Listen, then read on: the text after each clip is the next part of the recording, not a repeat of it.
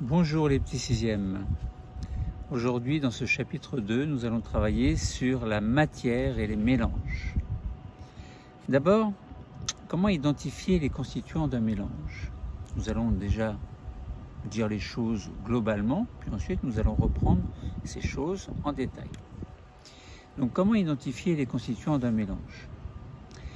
La matière qui nous entoure, elle contient, bien entendu, quelquefois et souvent, différents constituants. Elle est donc le résultat de mélanges.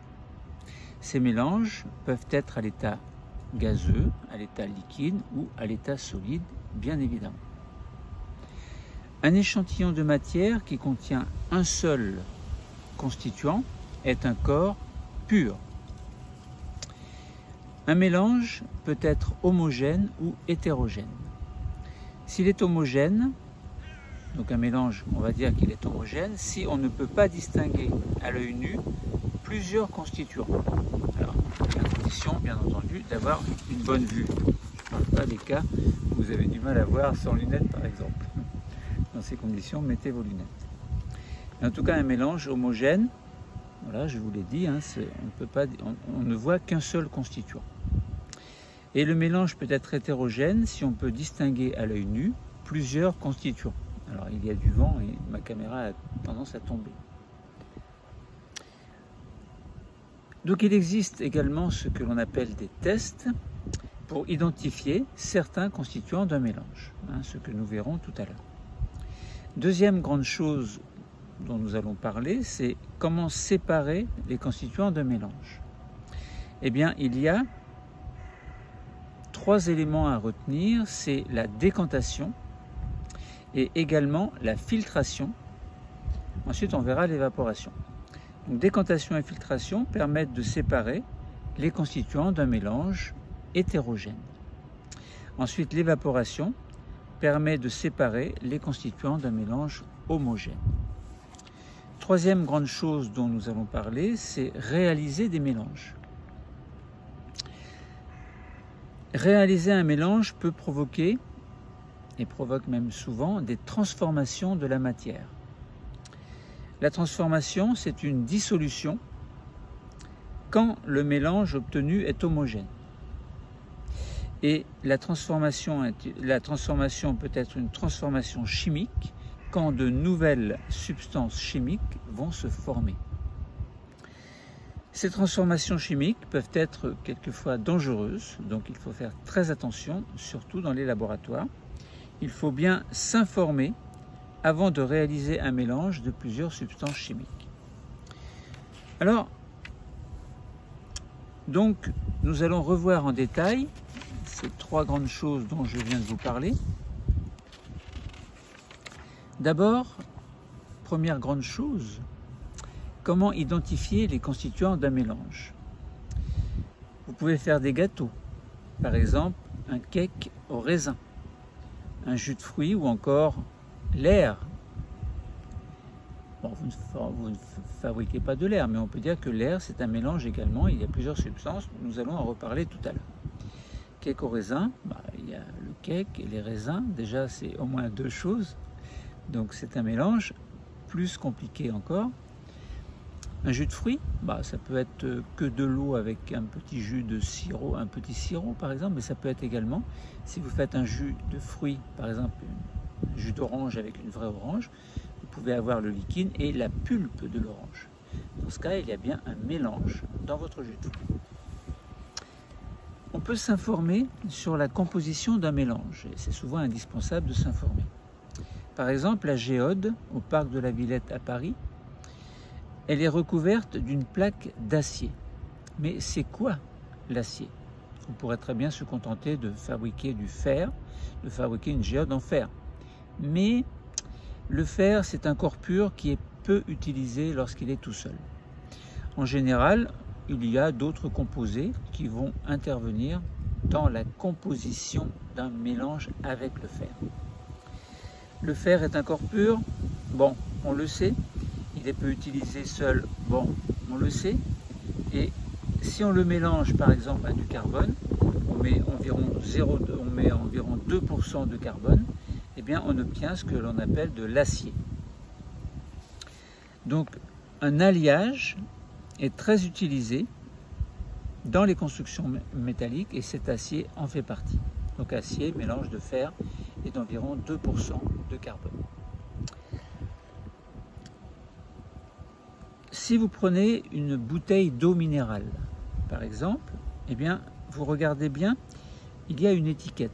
Et sur cette étiquette, il y a des choses qui sont marquées. Par exemple, la minéralisation moyenne en milligrammes par litre permet de comprendre qu'il y a du calcium, alors du magnésium, du sodium, du potassium, des bicarbonates, des sulfates, des nitrates, des chlorures. Donc voilà, tout ça, ce sont des mélanges qui sont fabriqués, qui sont faits en tout cas dans cette bouteille d'eau. Donc une étiquette d'eau minérale permet de s'informer sur les sels minéraux qui sont des constituants de l'eau minérale. Donc ils sont essentiels à notre santé, ils sont très importants et ils permettent à notre organisme, entre autres, de mieux fonctionner, en tout cas de bien fonctionner. Dans l'air, il y a différents constituants également. Donc on peut dire qu'il y a par exemple de l'azote, alors du diazote, dans la proportion de 78% à peu près. Il y a également 21% de dioxygène et puis 1% d'autres gaz qui sont des gaz plus ou moins rares. Donc on peut distinguer différents types de mélanges. On peut avoir des mélanges homogènes, ça veut dire qu'on ne peut pas distinguer à l'œil nu les différents constituants. Par exemple l'eau minérale, si vous regardez bien à travers la bouteille, vous ne verrez pas les éléments dont je vous ai parlé tout à l'heure, c'est-à-dire calcium, magnésium, etc. Et dans un mélange hétérogène, par contre, on peut distinguer à l'œil nu différents constituants, par exemple un jus de fruits, dans lequel vous avez le jus, enfin l'eau, le liquide extrait par exemple de l'orange, mais vous pouvez avoir également des petits morceaux de pulpe. Donc c'est bien un mélange hétérogène. Alors vous pouvez avec votre enseignant bien entendu réaliser des tests pour mettre en évidence les constituants. Alors par exemple, vous pouvez faire une expérience vous prenez un bécher avec un tube court, un tube long, un bouchon également percé de trous, et puis vous mettez de l'eau de chaux dans cette herlaine. Alors, vous pouvez expirer dans un tube court qui ne plonge pas dans l'eau de chaux, et vous pouvez expirer ou inspirer, ou expirer en tout cas, pas inspirer mais expirer, dans le tube long qui plonge dans l'eau de chaux. Et vous vous apercevez que lorsque vous soufflez dans l'eau de chaux, eh bien, elle devient trouble. Lorsque vous soufflez dans le petit tuyau, mais que ça ne touche pas l'eau de chaux reste de la couleur transparente. Mais en présence d'air expiré, on s'aperçoit que l'eau de chaux devient trouble. Donc ça met en évidence le dioxyde de carbone. Donc ça veut dire que lorsque vous avez de l'eau, il y a de l'eau, mais dans votre air que vous avez inspiré puis expiré, il y a un constituant que l'on appelle le dioxyde de carbone. Donc, tout à l'heure dans l'air, je vous ai dit, il y a du diazote, il y a du dioxygène et je vous ai dit il y a 1% d'autres gaz.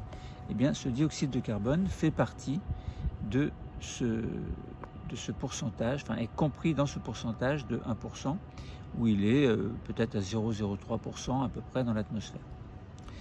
Donc dans ce tube à essai, vous avez bien fait une expérience pour mettre en évidence le fait que dans l'air, il y a un constituant parmi d'autres. Vous pouvez également mettre en évidence la présence d'eau. Par exemple, si vous mettez, alors attention, ce sont des produits dangereux, on parle de sulfate de cuivre anhydre. Vous en mettez dans une petite coupe, enfin vous mettez de l'huile d'un côté et puis vous mettez de l'eau de l'autre côté. Si vous mettez du sulfate de cuivre anhydre sur l'huile, il ne se passe rien. Et si vous en mettez sur l'eau, la couleur devient bleu foncé. Et là, vous avez mis en évidence le fait que l'eau est présente à tel ou tel endroit, dans une bouteille, etc., etc. Donc ça veut dire que votre résultat au sulfate de cuivre-vanille, c'est que l'huile est un liquide qui ne contient pas d'eau, entre autres. Voilà, donc l'huile, de l'eau contient de l'eau évidemment, mais l'huile, une bouteille d'huile ne contient pas d'eau. Donc voilà, un alliage, un petit peu de vocabulaire. Un alliage, c'est un mélange d'un métal avec d'autres constituants. Un corps pur contient un seul constituant, je vous l'ai dit, et un mélange, c'est de la matière qui contient plusieurs constituants. Donc voilà pour cette première grande chose importante qui permettait d'identifier les constituants d'un mélange. Donc comment identifier les constituants d'un mélange? Il y a beaucoup de procédés, évidemment, nous en avons vu quelques-uns. Maintenant, on peut essayer, dans cette deuxième grande partie, de séparer les constituants d'un mélange. Alors bien entendu, il s'agit d'expériences à faire avec votre professeur. Et là, je vais juste survoler les éléments. Donc, séparer les constituants d'un mélange. Comment séparer ces constituants? Par exemple, vous avez un jus de fruits avec de la pulpe. Eh bien, c'est un mélange hétérogène. Et l'eau minérale, par contre, elle, est un mélange homogène. Hein, nous en avons parlé tout à l'heure. Comment séparer les constituants d'un mélange? Vous prenez un verre d'eau, vous versez de l'eau dans le verre. Vous apercevez qu'il y a des bulles dans l'eau. Eh bien, les bulles contiennent un gaz que l'on appelle le dioxyde de carbone, dont nous avons déjà parlé tout à l'heure, et l'eau de chaud permet de mettre en évidence le dioxyde de carbone. Donc, dans ce verre où vous mettez de l'eau, vous pouvez mettre de l'eau de chaud également, alors ne pas boire, attention. Et vous allez voir que cette eau va se troubler, signe qu'il y a du dioxyde de carbone à l'intérieur. Donc ce gaz, dioxyde de carbone, il était dissous dans l'eau pétillante contenue dans la bouteille qui était formée. Des bulles dans l'eau. Pensez au Coca-Cola par exemple. Ensuite, vous pouvez travailler avec du matériel expérimental, par exemple un bécher, un entonnoir, un Erlenmeyer, un papier filtre, un agitateur, du sable, etc. Et vous pouvez vous amuser à partir d'un mélange de sable, de terre, d'eau, de boue, d'argile, etc. Vous pouvez vous amuser à séparer les éléments d'un mélange. Alors, ce que l'on ne va pas faire à l'oral ici, bien entendu. Alors, si vous prenez par exemple un bécher, vous mettez du sable dedans, de la boue, de l'argile, du papier, vous mettez plein de choses à l'intérieur et vous remuez beaucoup. Eh bien, on s'aperçoit qu'à un moment donné, il y a ce que l'on appelle une décantation.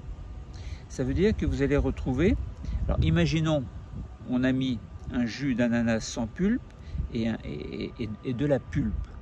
Eh bien, vous mélangez tout ça avec une cuillère par exemple, eh bien, vous vous apercevez qu'au bout d'un certain temps, la pulpe tombe au fond du bécher, alors que le jus, donc le liquide, reste plutôt en surface. Donc là, vous avez mis en évidence ce que l'on appelle la décantation. C'est-à-dire que les gros éléments se séparent et tombent au fond, et à mesure que les éléments sont moins denses, moins lourds, ils sont de plus en plus vers la surface. Après, vous pouvez également filtrer. Si on garde notre jus d'ananas avec son liquide et sa pulpe, eh bien vous pouvez prendre un Erlen, par exemple, mettre un entonnoir dessus avec du papier filtre, vous versez le mélange hétérogène dessus et vous allez avoir dans le bécher le jus d'ananas sans pulpe qui est le filtrat, et vous allez avoir sur le papier filtre, vous allez vous retrouver avec de la pulpe. Donc là, on a bien mis en évidence une filtration. Donc vous pouvez vous amuser à faire des expériences de décantation et de filtration avec différents mélanges. Comment maintenant séparer les constituants d'un mélange homogène? Alors, ce n'est pas forcément évident. Vous pouvez expérimenter avec votre enseignant. Vous versez un peu d'eau minérale dans un cristallisoire, par exemple. Vous allez chauffer jusqu'à ce qu'il ne reste plus d'eau dans le cristallisoire. Et vous observez le dépôt au fond du cristallisoire. Vous vous apercevez, par exemple, qu'il y a des petites choses blanches assez dures qui ressemblent à du calcaire. Eh bien, ça veut dire que dans l'eau de départ, il y avait un mélange homogène, il y avait du calcium par exemple. Alors, ce calcium a précipité, ou plutôt a été séparé, puisque l'eau lorsque vous avez chauffé, s'est évaporé entièrement. Donc là, vous avez bien mis en évidence le fait que dans votre eau, qui était un mélange homogène au départ avec différents minéraux comme calcium, potassium, sodium, etc., eh bien vous avez mis en évidence au moins une substance qui était, par exemple, une substance qui contenait du calcium. Donc dans l'eau, dans ce mélange homogène, vous avez mis en évidence la présence de calcium. Alors là, un peu de vocabulaire, hein, la décantation, c'est une séparation des constituants d'un mélange hétérogène par dépôt de particules solides au fond du récipient. Et puis la filtration est une séparation des constituants d'un mélange homogène, hétérogène toujours, par filtration, donc passage à travers un filtre. Alors que la vaporisation, c'est le passage de l'état liquide à l'état gazeux, comme vous aviez fait tout à l'heure au début du chauffage de votre eau minérale dans le cristallisoir. Voilà pour cette séparation des constituants d'un mélange. Passons maintenant à la troisième grande chose, c'est réaliser des mélanges. Eh bien, là, je ne vais pas vous discuter, je ne vais pas en parler pendant 3 heures, simplement, vous pouvez avoir une situation problème que l'on vous propose, produit ménager, utile mais pas anodin. Qu'est-ce que ça veut dire? Eh bien, vous pouvez avoir de l'eau de javel, des lessives, des décapants, des désodorisants, etc., etc. Beaucoup de produits qui sont plus ou moins dangereux, mais que vous utilisez lorsque vous faites, par exemple, le ménage dans votre maison. Les produits ménagers contiennent des substances chimiques qui peuvent présenter beaucoup de risques. Alors attention, attention, petit sixième.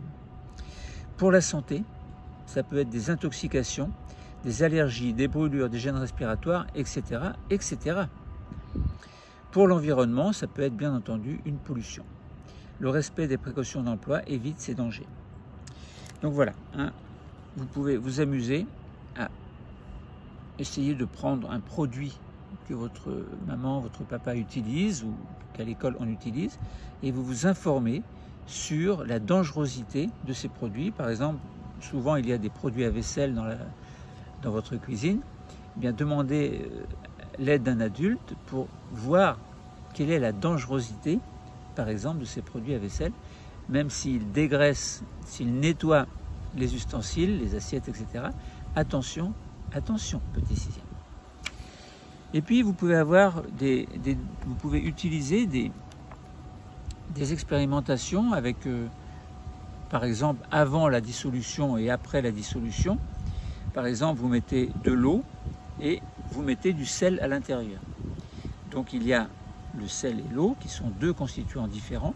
Si vous mettez le sel dans l'eau, vous remuez bien, eh bien on s'aperçoit qu'à un moment donné, il n'y a plus de sel. Alors, c'est pas qu'il n'y en a plus, c'est qu'on ne le voit plus parce qu'il est dissous. Donc ça, c'est un exemple d'expérimentation. Et là, vous avez un mélange homogène ou hétérogène à votre avis?